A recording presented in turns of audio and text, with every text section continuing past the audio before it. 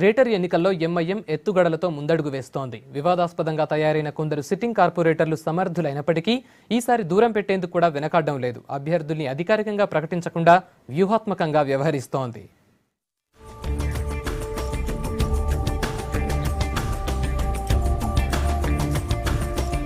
MIM తీరు మొదటి నుంచి ఇతర పార్టీలకు భిన్నంగా ఉంటోంది.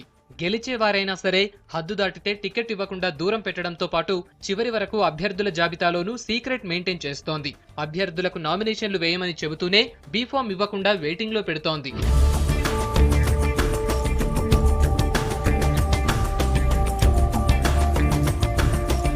నామినేషన్ల పర్వం ప్రారంభమైన అభ్యర్థుల జాబితాను అధికారికంగా ప్రకటించకపోవటాన్ని మరో ఎత్తుగడగా పార్టీ భావిస్తోంది. టికెట్ల కోసం డిమాండ్ భారీగా ఉండటంతో దొరకని వాళ్ల అసంతృప్తిని పసిగడుతోంది. అనర్హతలు బయటపడితే ఆ స్థానంలో మరొకరికి అవకాశం ఇవ్వాలని భావిస్తోంది.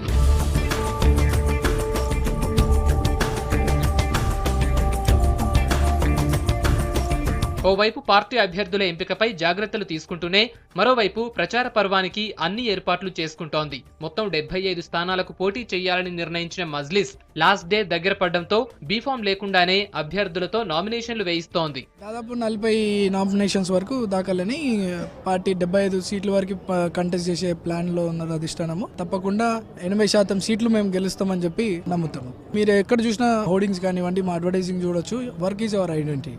కష్టపడితేనే మనకు గుర్తింపు ఉంటుంది. అండ్ ప్రతి ఒక్క కార్యకర్త కూడా ఎంతో కష్టపడి పబ్లిక్ అందుబాటులో ఉండే కార్యకర్తనే ఉంటాడు ఎంఐఎం పార్టీలో. హిందూ, ముస్లిం, సిక్, ఇసాయి అందరూ అన్ని వర్గాల వారు కూడా మాకు మద్దతు తెలిపి ఎంఐఎంని విజయం సాధిస్తారని గట్టిగా నమ్ముతున్నాం. అధికార పార్టీ టీఆర్ఎస్ తో పొత్తు ఉంటుందని మొదట భావించినా చివరి క్షణంలో విడివిడిగానే బరిలోకి దిగుతుండటంతో అన్ని విధాలుగా మజ్లిస్ ఆచితూచి అడుగులేస్తోంది.